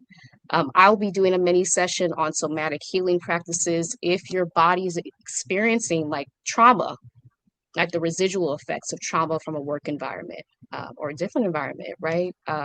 That session will be helpful for you just to have like practical, easy to access somatic related to the body healing practices to allow you to ground, center, and move through what you're experiencing versus suppressing it. And then Anne-Marie Archer will end us, be our last session of the summit, Preparations Power, Don't Just Quit, Negotiate. Anne-Marie Archer of the Anti-HR Lady, incredible channel on YouTube, who has been a summit speaker for every year of the summit. If you're looking to make your plan to, negotiate your exit, right? Negotiate severance. How do you have that in place before you just quit in a rush? So that will be essential, like especially helpful if you're still in the toxic job, you're experiencing maybe discrimination, and you're looking to make a plan to get some, I don't know, coins, right, from what you're experiencing to then build your life after that. Get paid for your pain. All right. Yeah. Because so often, right, and this was the case for me, I didn't know that this was an option for me. Yep. Me either. I was just ingesting the toxicity, right? And now I know, really from learning from Anne-Marie over the past 2 years at this point, to document your experiences, right? To have that for yourself on your personal device so that in the event that you do need to pursue like a legal strategy, that you have that in place for yourself, which is so important. I wish this information was shared with all of us before we enter the workforce. Yeah. Um, and so I'm really looking forward to her session this year as well. Okay, I think that is it. Well, you Um, have to show the pricing. And while you scroll down, let me tell you this. uh-huh, Day 2, Sunday sounded like mine. Even starting with I too left out on Medley, uh-huh, FMLA. My last corporate job was at a broker dealer, so I knew about the rollover options, mm-hmm, but I had no idea like any of those things. I had to find out my own health insurance. I had to, like walked away from millions of dollars. mm, Like not being funny, and not because I would have won this like huge suit, but right, because of taking what I earned, some of the ways that Anne-Marie discusses, and not necessarily a formula per se, but because that's how my brain works, but realizing that I was walking away from millions of dollars because I too, even though I said, I'm going to start this new job, I'm leaving, I'm going to be different this time, and I'm going to do this and this and that. And I ended up falling just kind of back lockstep into that old cycle and realizing I am at another like raggedy toxic job. So day 2, with the exception of me with Anne-Marie's walking away from money, just really sounds like the path that I took. So day 2 is really, really, really going to be,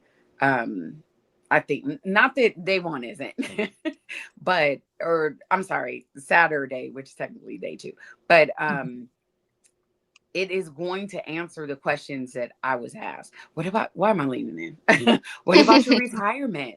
mm-hmm, What about your 401k? What are you going to do for health insurance? Like it yes, answers those questions because there are options available mm-hmm. and not simply limited to Cobra, which is like Rumpelstiltskin. It's gonna Oh, don't get me it'll make started you on pay for Cobra. your firstborn. Mm-hmm. Like Cobra is like it's $10,000 a month. Yes. No, ain't nobody got $10,000 to be spending on this insurance. So yeah, that is really both days, and the way you all have it set up. You're kicking off the summit on day 1 on Friday, Mm-hmm. Mm-hmm. with really just, as I say, like, let's set the atmosphere, but really Mm-hmm. just kicking things off with, it's not you, it's them, it's the system. Mm-hmm. All right, so now you know why Mm-hmm. they loved you until they didn't. Now you know why, they didn't call us lazy until we stopped wanting to work for free. Okay. Hello. All right. Wow. So that sets the Mm-hmm. tone. Then day 2, Saturday, like, okay, look, let's get our minds right. Let's get our money. Like, let's start thinking about some of these things. Get some stuff percolating, giving you some options, setting the table. And then the third day, Sunday, is like, look, this is what you can do Mm-hmm. if you have decided to make some moves as part of your exit strategy, as part of your plan. This is how you answer the questions that you're asking yourself, because many Mm-hmm. of those things keep us from leaving. Yes. What am I going to do with my with my retirement, my 401k? What am I Mm-hmm. going to do about insurance, especially when many of us have been harmed physically and physiologically, and Yes. many of us should be, at least, in therapy. So, Mm-hmm. so do we got $350, with depending on how much your therapists are charging for each one of these visits? So these are a lot of valid questions that will be answered, just throughout the summit, the whole entire thing. Okay, I'm done talking. Show these people the price, Mm-hmm. bro, because And I get going. Get the tickets, all right? yes, and thank you for saying that the sessions do address those fears, because sometimes we do have people in our lives that will kind of like make those fears like huge, right? And so it Hmm. kind of like impacts the trust that we have. Like, I know that I need to make this decision. And then we hear the fear come, well, what are you going to do about your health insurance? Right? And then it causes you to Yeah, like second guess your entire plan. So that's the purpose of the summit too, to address the fears up front. yeah, So when you do get that question, I have a strategy in place, right? that I learned. I have the information for this. I have my plan. And so that's not going to take me off the path that I know that I need to be on, to liberate myself from maybe a toxic work environment, or just an environment that feels like overly rigid, and I want something more flexible. Again, leaning into our agency to decide for ourselves what we want our lives to look like is Yeah. so important. Yeah. And you mentioned the ticket tiers. So again, we have the standard pass. This will give you access to all summit sessions live, plus a week of replays. We have the premium pass. This will give you access again to all the live summit sessions plus a year of replays. So extended replays if you need more time with the information to digest it, take notes, as well as 3 bonus financial liberation workshops on Zoom, led by 3 of our speakers, right? Dr. Roche Brown will be leading one, Samira of the Wealthy Black Woman YouTube channel, right? And also the Wealthy Black Woman Summit, right? From Lack to Legacy by Sandra Jones Thigpen will be leading a session on investment planning if you're open to that. And so those are the 3 bonus Zoom workshops that you'll have access to with the premium pass as well. And then this year we're also offering kind of like one-on-one, like personalized group. That's what I'll say. Personalized group coaching with Dr. Kamani and I, 6 sessions on Zoom over the next year. So if you do need that guidance to be able to sit with us, hear from us, like our experiences, our knowledge, our expertise in a Zoom setting after the summit, please, consider this ticket tier. And again, these sessions will be 6 sessions on Zoom through March of 2027 if you need that personalized group coaching support through the Liberation Accountability Circle. And you'll still get 1 year of replays with that, as well as all access to all the live summit sessions. Okay, and I did want to mention we were recently featured in MSN too, which we're excited about, Yes. right? And so actually, let me copy this link, put it in the chat. Talking about the crisis we're navigating at work during this time, right? Where we see so many of us being pushed out of the workforce in different ways, sometimes due to toxicity. So our bodies breaking down with what we're experiencing, right? Being laid off, sometimes without a lot of notice, and trying to like cobble together how am I going to be able to support myself and my family, seeing like little regard for our well-being after we've poured so much of ourselves into these jobs, into these careers. Pryl, anything that you want to say around like what we're navigating in this moment specifically, and why this summit matters like a lot, right? To what Yeah. we're given what we're experiencing. Yeah. There is a shift that I've been feeling for about a year and a half now. But there is a shift in people who want to, I don't want to say find yourself, but get, as I do say, on their own paths to self discovery. There is a shift in people craving that authenticity, not wanting to see all of this, perfect things that are in our lives that we consume, everybody on social media, everything looks great. Like everything is not great for many of us. Everything is not all right. And I really, really believe that the summit is, I mean, it's spot on for every year, but it is really, really spot on this year because there are many of us who we feel that something needs to change. And we may not have the words to place to our feelings. Um, and the summit will give you that language. We may not have, we may not even realize what we are feeling. Like because we may have disassociated. I know I used to disassociate big time, and that is a survival mechanism. So we may even be disassociating, and we're, like I said, we see these light bulb moments in the chat when it is hitting us, or hitting women that are like, oh my goodness, like I said, like this sounds Mm-hmm. like me. There's those of us who we do have the fears. We do want to leave, certain environments. We do want to feel that we can, when we leave, have that grounding, that we can deal with maybe the impending identity crisis, some of the things that both you and I mentioned that we experience. We want to know not only that there is support, which you will feel at minimum in the chat, and definitely, you know how I feel about that. About that. Mm-hmm. Look, if nothing else, y'all better sign up for the 997. Look, I don't. We maybe can talk for, I don't know, half an hour for 997. That's it. If I'm feeling nice. So the fact that there is not only support that occurs in the chat, that security that occurs at the summit, but you will have the support. Like you will feel supported. You will be able to answer some of those questions. And then also, like, the to have the experience of actually seeing your options, to get the to have that feeling of, you now have the permission. Mm-hmm.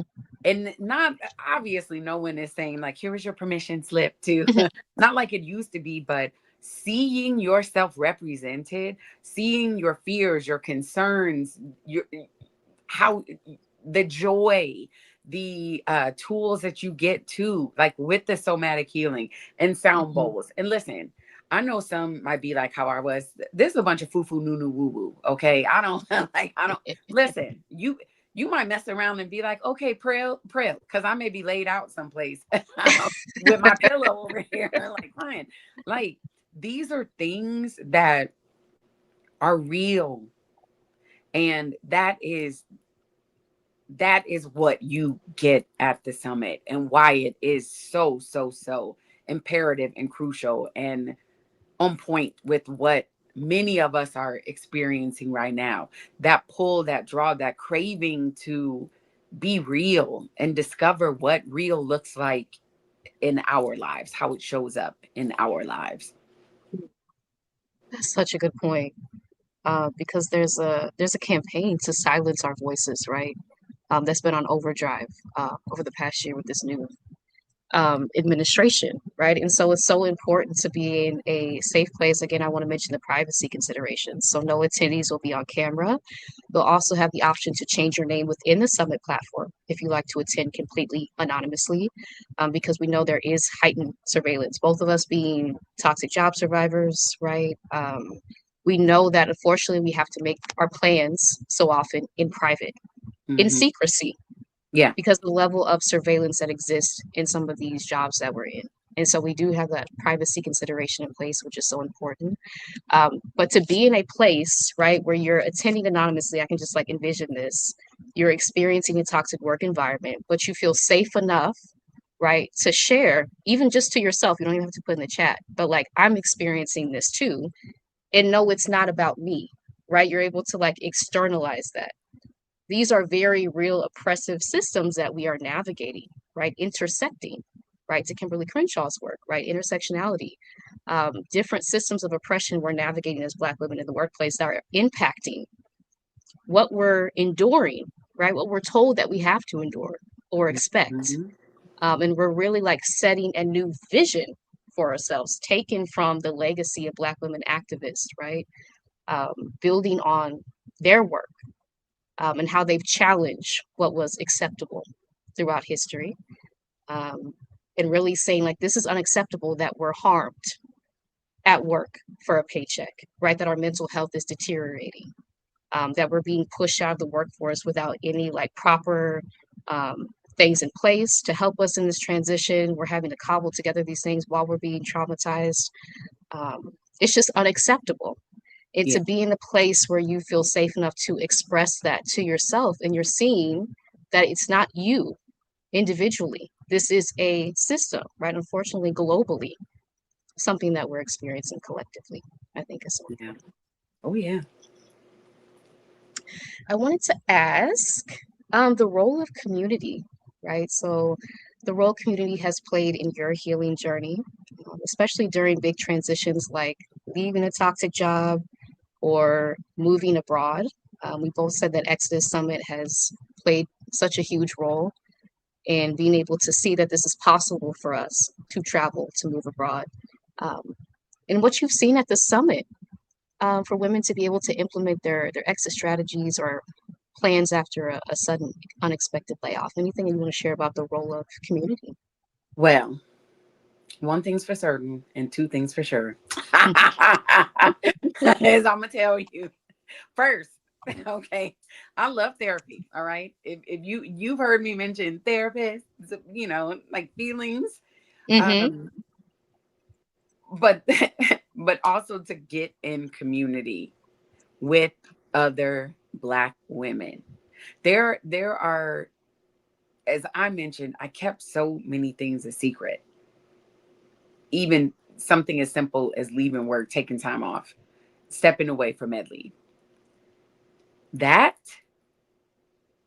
is we already have to do so many things and keep our feelings and our and what we're going through to ourselves. And let's just be real, there are some people in our lives who we can't tell certain things to.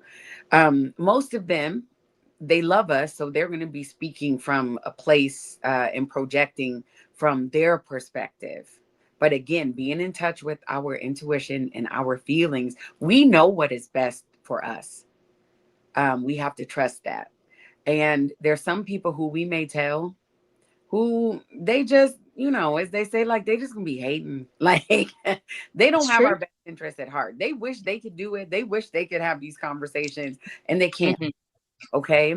So having community is so important because there are women who will root for you. They are going to ride for you. They give you again that representation. You can see yourself in them. You can hear yourself when other people are speaking and sharing their own stories. So community is crucial because Mm-hmm. we're not alone, and you have people who you can depend on that can help you through resources. Let's just, even, how you mentioned you may not be active in the chat, or maybe you don't speak up, because I know I usually don't speak, believe it or not. I don't. I usually don't like speak up. I'm off in the cut with things. Mm-hmm. But the fact that I can have these conversations with myself, like knowing that I have support and that I am not alone. So that's what community has done for me. It has allowed me to feel safe. It has allowed me to, even though historically I can't ask for help without somebody throwing it back up in my face later, or I don't have anyone to ask help, or I'm embarrassed or associate asking for help with the extreme of me being weak. Community has shown me that those things are not at the opposite ends of the spectrum of each other. Like, it has allowed me to feel that emotional support and that safety and that security, obviously, if I become a crybaby in my old age. So that is a role that community plays. And there are, not, there are so many resources. We mentioned Exodus Summit. We've got this summit. Each of us, you, Kamani, me, Rashida, Stephanie, Adelia, the majority of these speakers have YouTube channels. Mm-hmm. They Mm-hmm. have ways that you can access. I call it the proverbial pick your brain. No, you may not pick my brain. Okay. You want to pick my brain, going over the app Mm-hmm. Positively Pryl. Okay. But you can find, what you like. You can find yourself in many of these resources that are available online. Like, I'm not everybody's like flavor. You may not be everyone's flavor, but Mm-hmm. you can find yourself out here in the community of Black women who are, spreading the good news. So you have community, even here on YouTube. We're here. We're out Right. here. Yeah. For here. Yes. It's so essential to, like, to your point, get into aligned community spaces, right? Where people are not trying to inject fear into what you're doing, but who are really on a similar path of liberating ourselves from environments that are harming us, Hmm. from envisioning a new way forward of working, whatever that looks like for you, because it's different for everybody. To invite more freedom, right? Flexibility into your work life, to view yourself as separate from your job, right? You have a whole Hmm. identity, you're a whole person outside of what you do, for other people. To get in spaces where other people are on that same accord versus having to have the energy to try to convince other people who are not to see, right, the vision that you see. It kind of eliminates some of the labor, that we put into trying to convince other people who are not. And that's okay too, Yeah. right?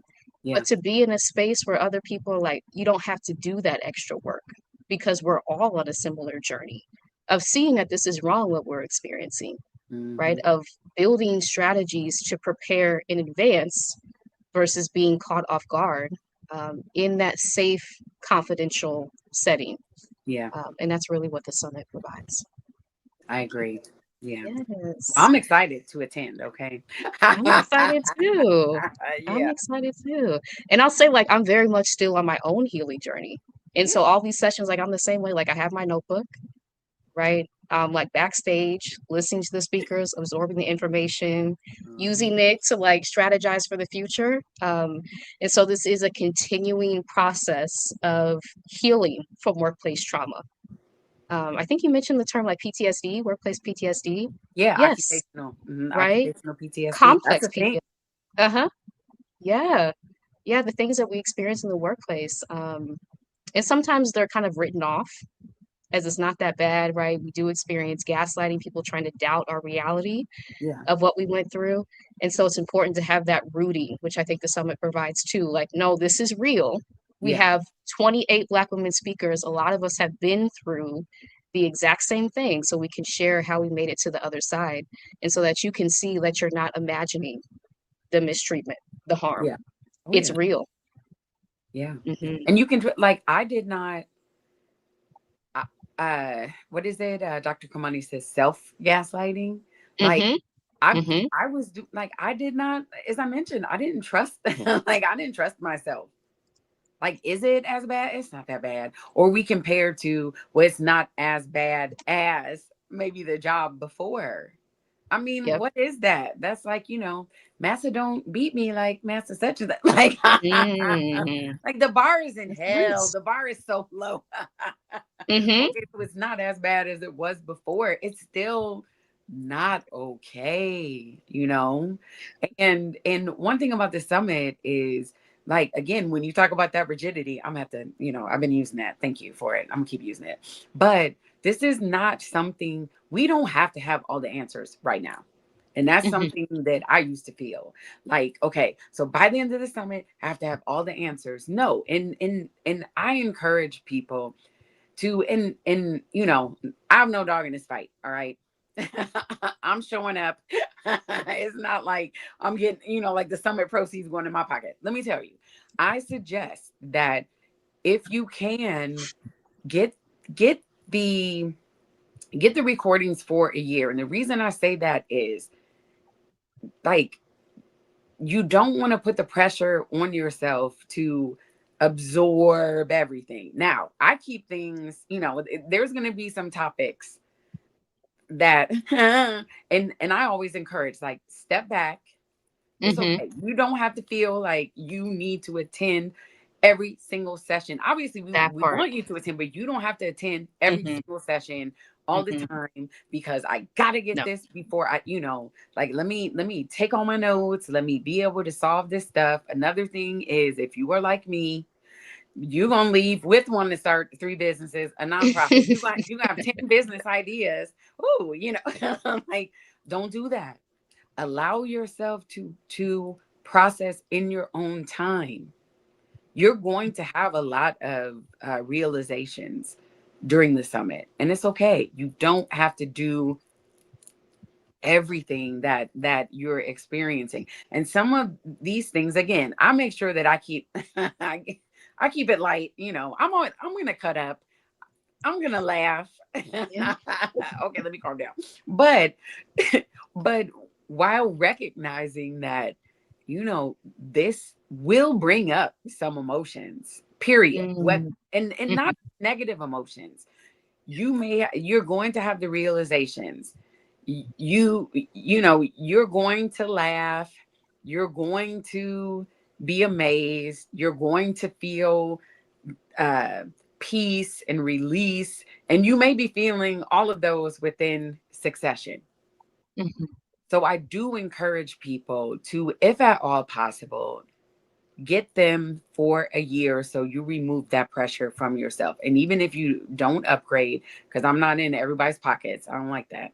But don't feel pressured. Take your notes, mhm, but don't feel pressured to have to understand and apply and do everything. Like, sometimes we need to simply be. We don't always have to be doing something. We don't always have to do, you know? Yeah, mhm. I'm done now. That's a really good point. Yeah. Yes. So giving yourself time and space to kind of absorb the information during the sessions, allow the emotions to, it will make like several references to this, right? That's one of the things that makes it a safe place too. Co-founded by trauma-informed mental health professionals, right? And Pryl Yeah. does an excellent job of like reiterating, if you need time, space, get up, drink some water, right? But really take this information and allow it to process, right? Allow yourself to like reflect, right, on your own time about different things that you may have experienced and externalize again some of the shame that you may have taken on. Because when we do feel isolated and like we're the only ones experiencing this, it can be a shameful Mm-hmm. experience. Hmm. And really, part of the summit is allowing us to externalize, right? So much of this is the systems of oppression that we're operating in day after day after day. And once you're able to take that blame off yourself, you can make space for healing, right? And so, Okay. yes, to please, like, don't view this as like a checklist that you have to attend every single session, but allow, like, build in space for yourself. That is so important. Oh, and Yes. there are, let me say this, there's breaks in between. Mm-hmm. Mm-hmm. There are because, yeah, I will encourage you, because I'm gonna be over here doing like I got to step away. All right.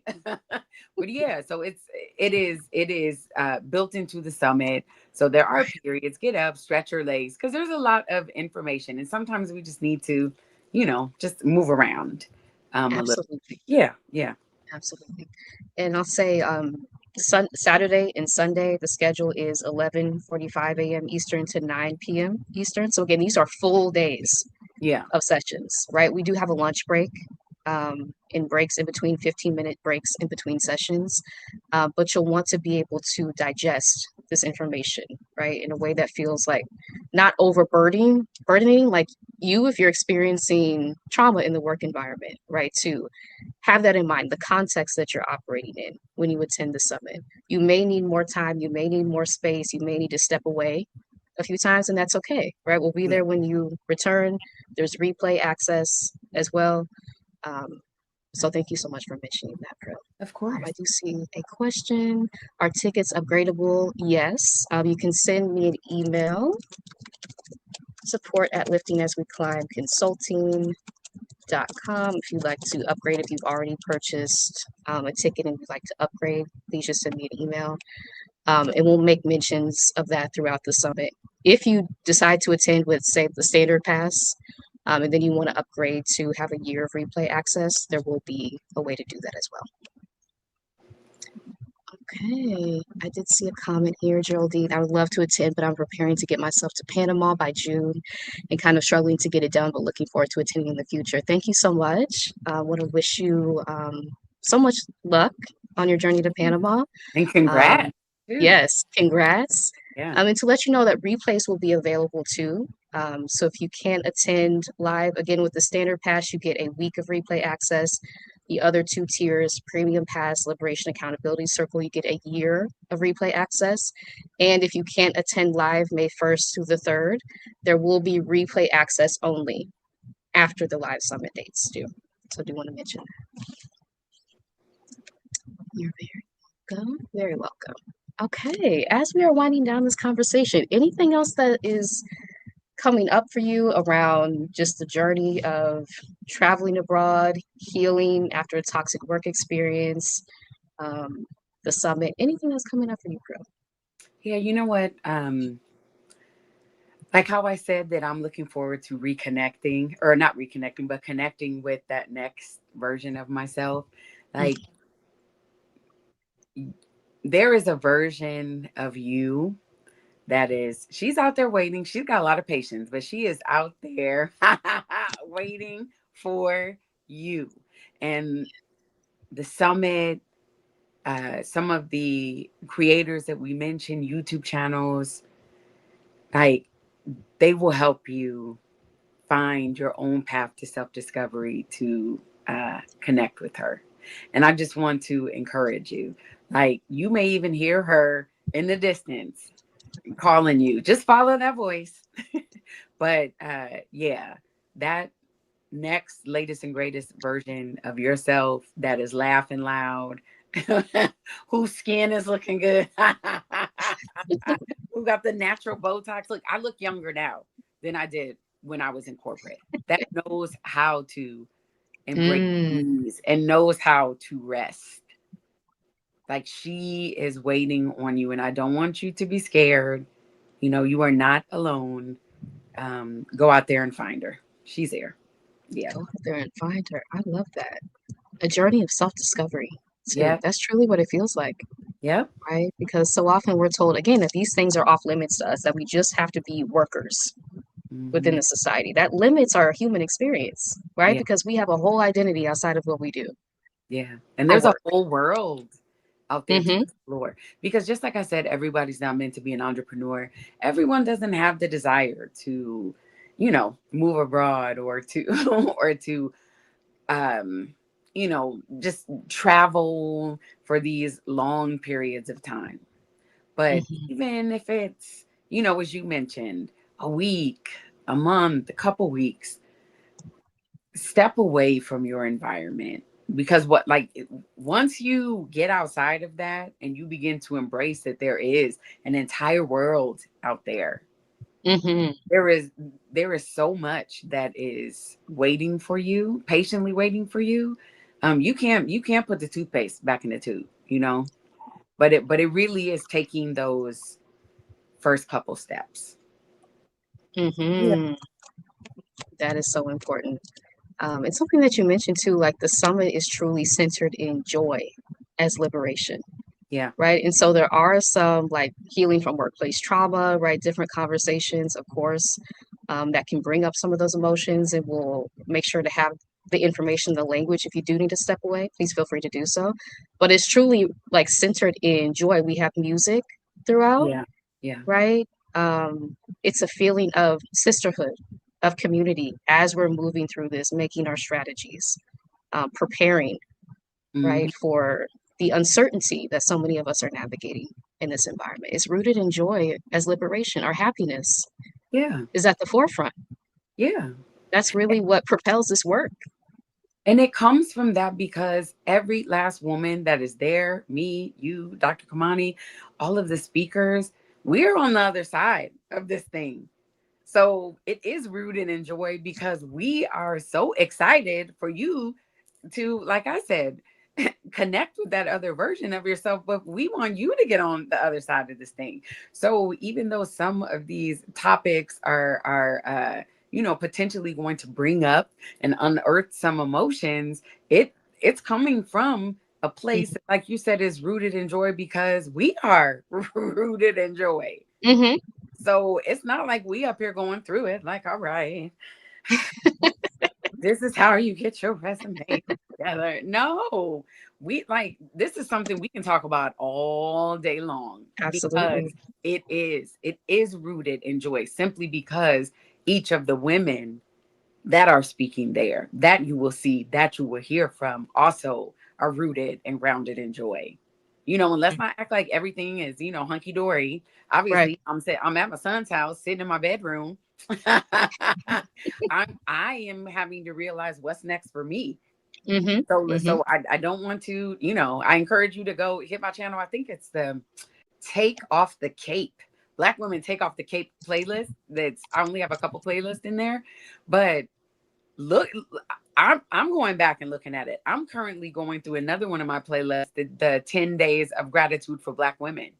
I'm Mm-hmm. currently going through that because I'm at an impasse. I don't know what's next for me. So let me not act like that it feels 100% good. It's maybe like 60%. So Mm-hmm. I'm revisiting some of the things that I've even made available for Black women. Like, Right.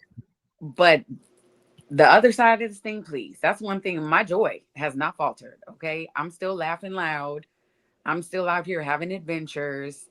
I am excited for the summit because I am taking away resources, not simply to pass on to other Black women, but Mm-hmm. for myself. Mm-hmm. Yeah. Mm-hmm. Look, I'm attending. Shoot. Yeah. Thank you so much. I do see a couple questions here.